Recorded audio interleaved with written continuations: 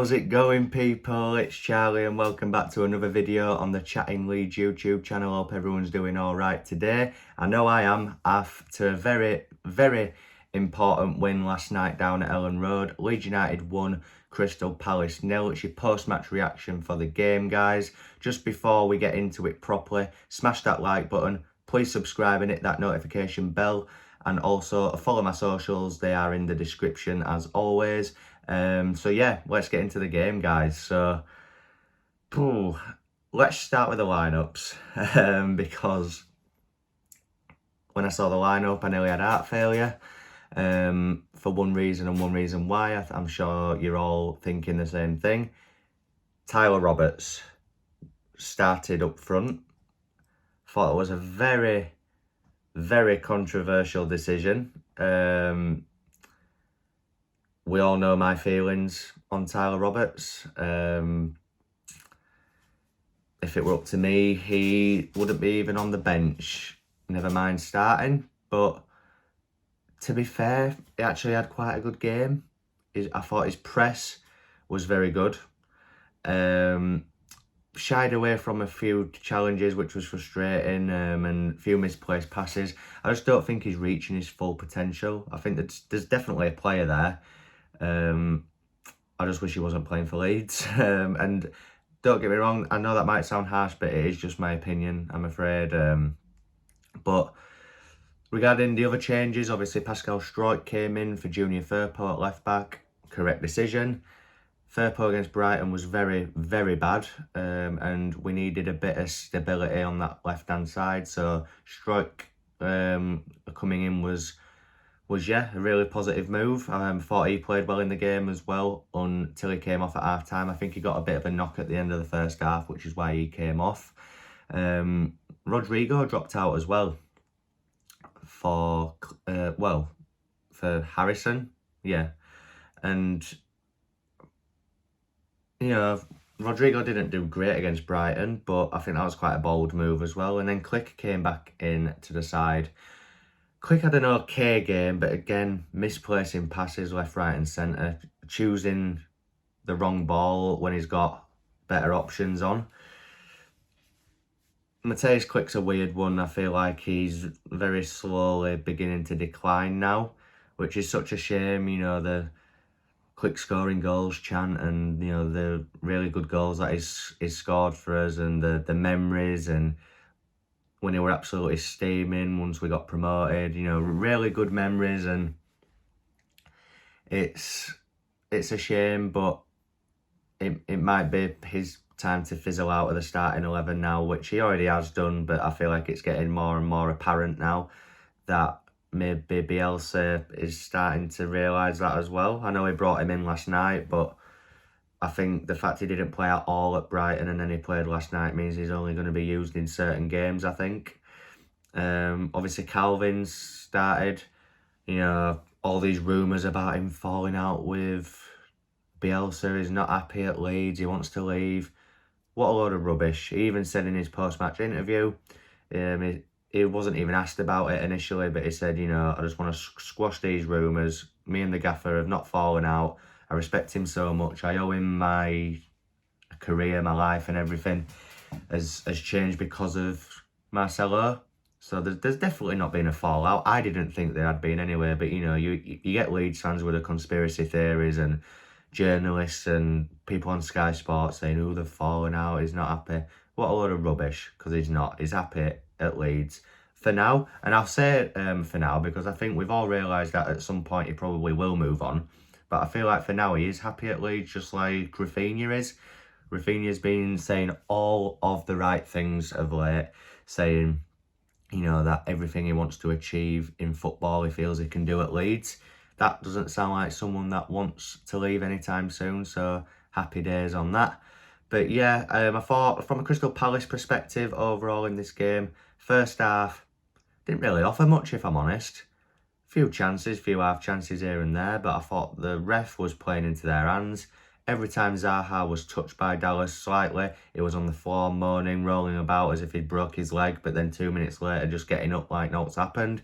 Same goes for Conor Gallagher.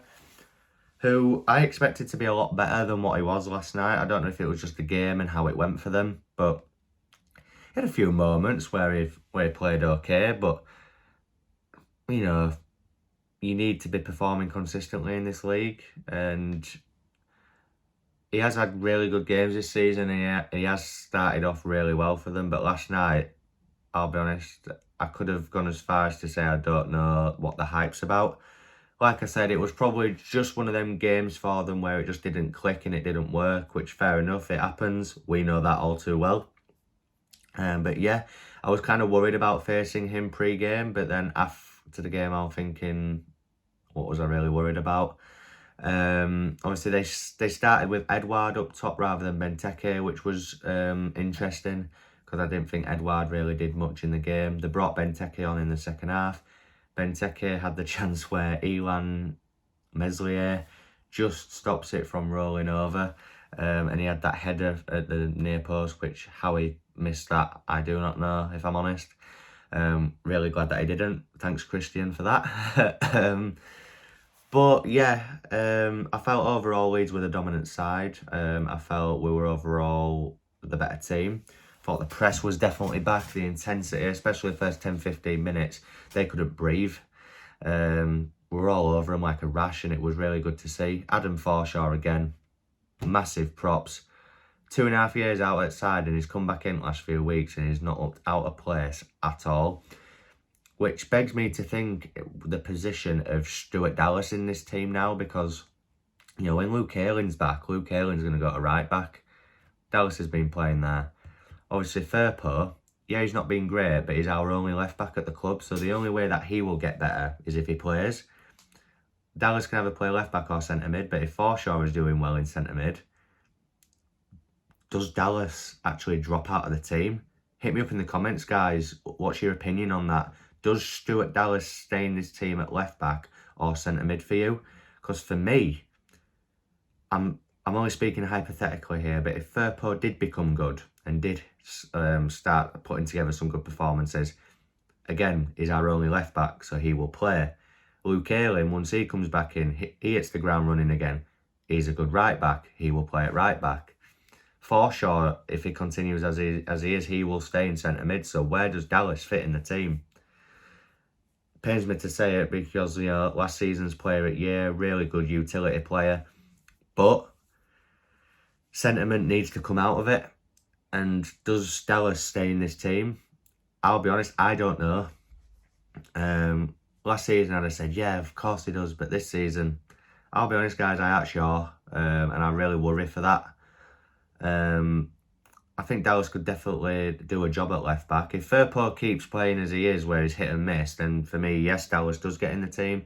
But there's a strong conversation for that. If Firpo does come good, does Dallas drop out? Now, by the way, I'm not saying he should. I just want to know your thoughts on that, guys.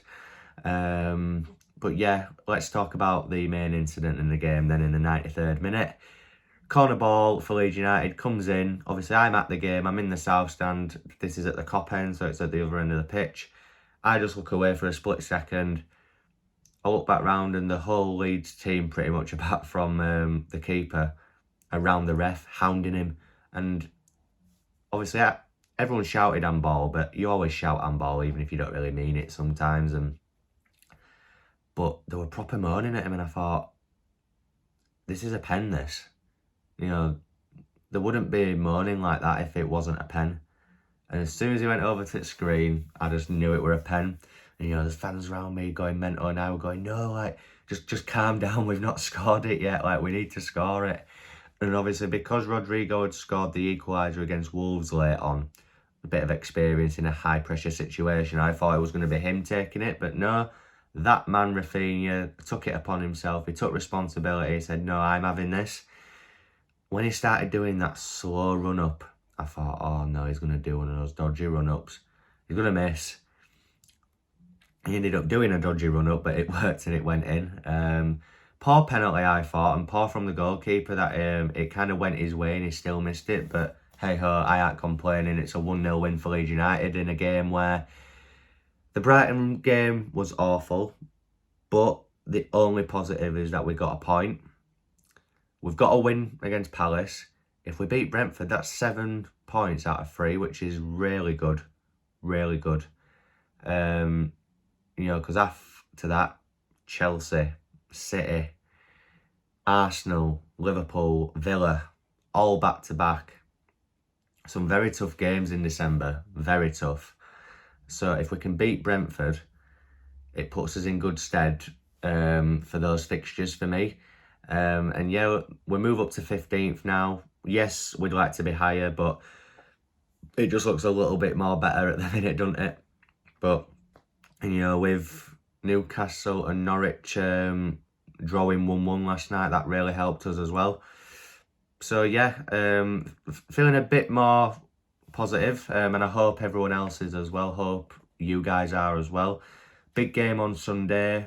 We go again. I think that's a definite winnable game. Last night was winnable, but you know there was all that element of doubt. For me, this Brentford game is a winnable game. We're coming into it off of a win, which is a huge benefit to us. And I feel we can definitely get at Brentford and hopefully just make it convincing, score a few, maybe 2-3-0 or something. That'd be great. And then we've got some very tough fixtures, as I said. But let's not worry about that for now. We've got Brentford next, and hopefully that is another 3 points. So then, guys, that is my post-match reaction to Leeds United 1, Crystal Palace 0 from last night at Elland Road. As I said at the beginning, please smash that like button, please subscribe and hit the notification bell, and follow me on all my socials, which are in the description. My matchday vlog from last night will be uploaded at 7 o'clock tonight, people. So make sure that you tune into that when it goes live. And I will see you in the next video, people. Thank you very much for watching, as always.